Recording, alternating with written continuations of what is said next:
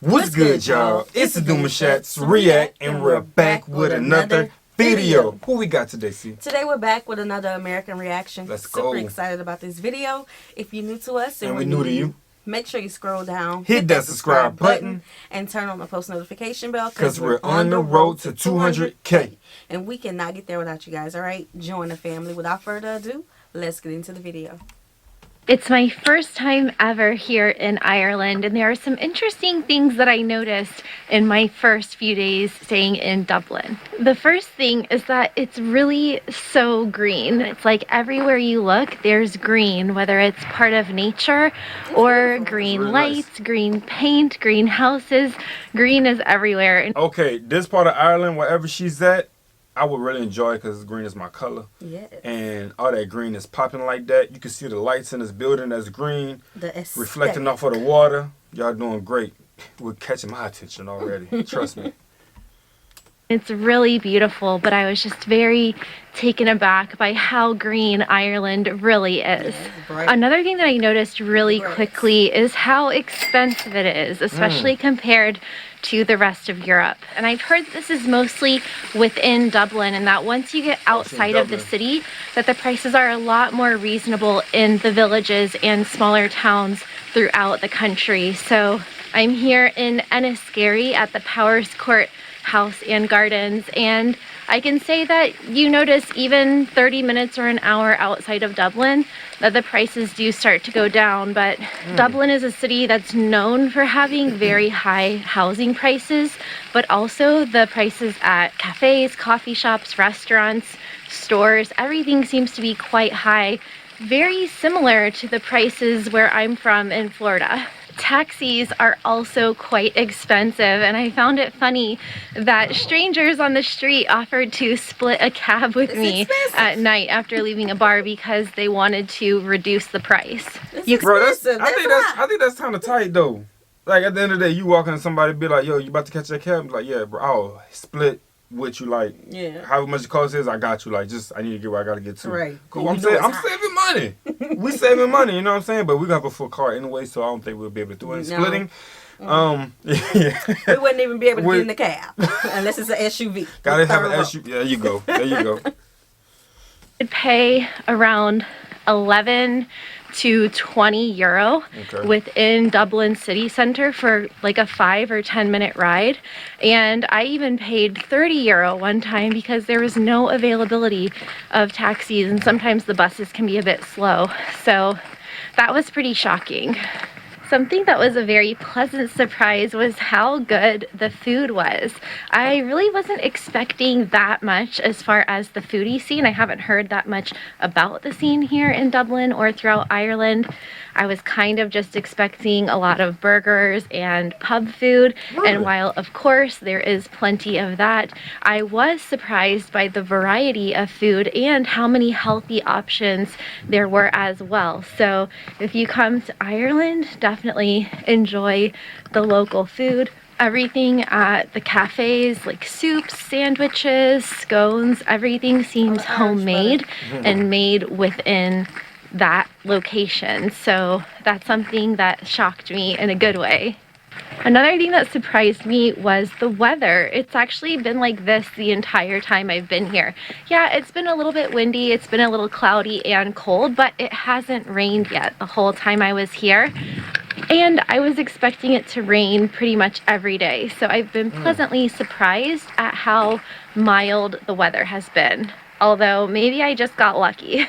Something that legitimately blew me away is how friendly the people are in Dublin. Now, I've always heard that people are friendly in Ireland as they are in many countries, but I definitely noticed that people seem more laid back here.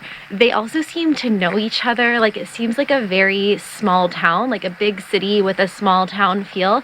And I've noticed a lot of people like running into each other on the sidewalks, greeting each other, stopping for a chat, and that's not something that you typically see in big cities. People are usually in a hurry, but I was definitely surprised by how many people seem to know each other and would just bump into each other on the streets, and then how happy and open they were to talking with foreigners and strangers. And so that's something that I really enjoyed. They also wave to each other a lot, and that's something that stuck out to me. And they're also very nice to their bus drivers. So whenever you get off the bus, everyone says thank you, and I think that's really nice as well.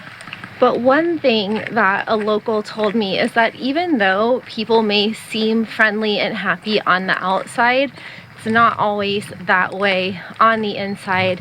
And he said that a lot of his friends suffer from mental health problems and also feeling like they're not doing anything with their lives, that they don't have enough opportunities, and that they're just kind of stuck. And I have seen some signs around the city that have numbers to call for like a mental health hotline. And I mean, that's something that I think all of us can relate with, because mental health is a universal issue.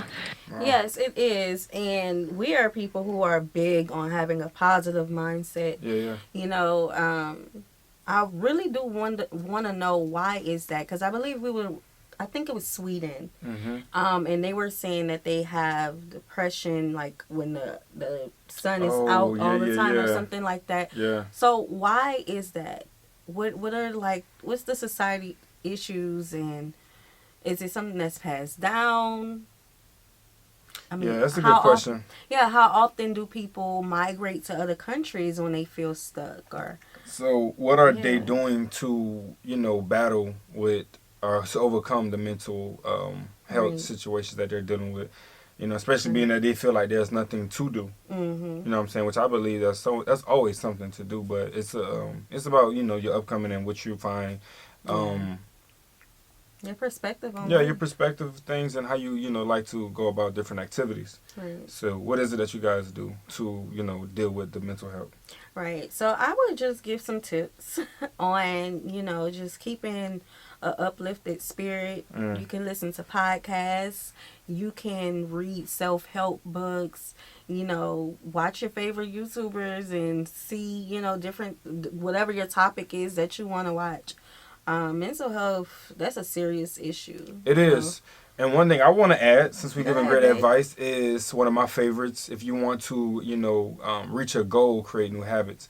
Because once you create a habit, it becomes your norm. And that goal is going to get reached a lot faster. And then you can have, your success moments, your achievements, things of that nature. So always look for something that you can do to build up a new habit so you can reach a new goal. That way you can feel like you're accomplishing something instead of feeling stuck. Right. You got to tell them about our 30-day challenge. What 30-day challenge? Anytime somebody wants to change something about their life, 30-day challenge. Tell them to do Shout out to Southern Child. Yes. Shout out to Southern Child. She killed it in her 30-day challenge. Yes, we always tell them to do something for 30 days. It takes 30 days to create a habit. True. You gotta really see what you want out of life. What would make you happy? What is one thing that you can change right now that would make you happy? If you can go anywhere in the world, if you could be anybody, not anybody, but if you know what I'm saying. Be that person you see yourself becoming in the future. And a lot of times that 30-day challenge isn't something that you try to, it could be anything for you, but the perspective of doing something continuously without looking for any outside results is to do it without thinking that you're supposed to get paid for it, you're supposed to get applause for it, you're supposed to be, cheered on for it, whatever it may be. You got to do it for you, strictly you, and everything else is going to be added to you for that. But you don't necessarily need those add-ons to feel like you're doing something. You know what I'm saying? Show up as the person you want to be. Yeah, big facts. Nah, this is what we do in our real life. We motivate people. But we're going to move on. And I don't know what the reasons for that are. Maybe if you're Irish or you're from Dublin, you can give us some more insight into that. But although it's something that, definitely we can all relate to. Life isn't all sunshine and roses and rainbows and pots of gold. Another thing with the buses, I learned the hard way that you have to flag down the bus if you want it to stop for you. So even though I was kind of standing at the side of the bus stop and there was only one bus that stopped at the stop I was at, the guy just kept driving. So yeah, if you want to catch the bus, you have to stand outside and flag them down. Lesson learned. Something that I didn't like so much that I thought was strange, especially because of all of the tech companies and multinational corporations that are based in Dublin, is how slow the internet is. The Wi-Fi is really slow at hotels, at my Airbnb, and also the 5G connection on my phone with my local SIM card was also pretty slow. Oh, wow. So in some countries you can get 50 or 100 megabit downloads per second on your phone, and here it was like 10 to 15 to 20, whereas my Wi-Fi has been like 1 to 5 megabits per second. So I've heard that that is pretty common throughout Dublin and possibly the rest of the country, but that's something that really surprised me. Something else I wasn't expecting is to hear that the population still hasn't recovered from the famine of the 1840s. Over 1 million people are estimated to have died during that time, and many immigrated as well. And so the country is still trying to rebuild its population from hundreds of years ago. So that was quite shocking. I also didn't expect to find a Japanese Zen garden in an Irish village, but here we are. Something that really confused me is that there don't seem to be any electrical plugs in any of the bathrooms. Now, at first I thought it was just my hotel, but it was also at my Airbnb, and I noticed other people talking about it. So yeah, apparently there's no plugs in the bathroom. So when you go to look for your hair dryer, look in the kitchen or in a drawer in the desk or something like that, and you may have to blow dry your hair in the living room. On the plus side though, just like in the UK, you can actually turn off the individual electrical outlets. So I think that's really cool, and I wish we had that in the US as well. I remember when I was in college, my roommate used to unplug all of the appliances so we could save money on our electrical bill. And yeah, if we just had plugs that you could turn on and off, we wouldn't have to do that.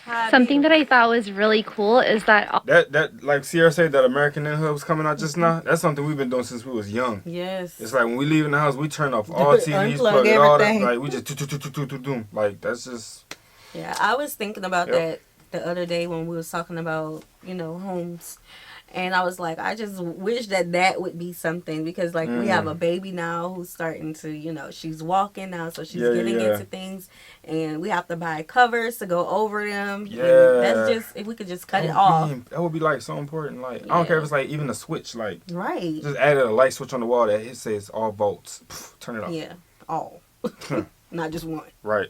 All of the signage and the road signs are in English as well as Irish. And even though I knew that Irish was an official language here, I didn't expect to see all of the signs in Irish. So I think that that's really cool, and it looks like quite a difficult language to learn. But something else that really surprised me is that it could be quite normal for people to be late around here, and that's not something that's very customary throughout Europe. So I was pretty surprised to hear that, yeah, people could be 15 minutes late, an hour late, and it's really no big deal. But also things are open quite late. So I noticed people out having dinner really late, like 10 p.m., 11 p.m. Clubs are open till 3 a.m. And then there's also people out and about, like just walking around on the streets in the middle of the night, having kebabs and things at 4 or 5 in the morning. So I was surprised at how lively the nightlife was and how late people were out and about. And the towns outside of Dublin have quite interesting names. I saw towns such as Stepaside, Goatstown, and The Scalp. And I'm sure there are many more. Those are just a few of the towns that I've passed through. So what other interesting things do you know about Dublin and Ireland in general? All right, man, that was a good one. Yeah, that was a good one. The Scalp? Yo, I'm putting it up on the Scalp, bro, real quick. Like, that was different. I'm going to Goatstown quick. Town. Pull up Town in the building. That's not bad, though. That's what's up. Yeah, there was some cool things. We learned some things about Ireland. Yeah. You know, it was cool. Now, we serious about that all votes, though, thing, though. Like, we can definitely use that. Yeah. Y'all got it good with that one. Yeah. And I'm a mama bear, so I'm very concerned about the people with the mental health. I really am. Yeah. So I hope that the tips that we gave you all are useful. You know, yes, we truly mean it. All right, so we hope you guys enjoyed this video with us. Like this video, subscribe, turn on the post notification bell. We have enabled our super thanks if you like to support the channel that way, as well as our reaction request form is in our description box below. We'll see you soon. Peace.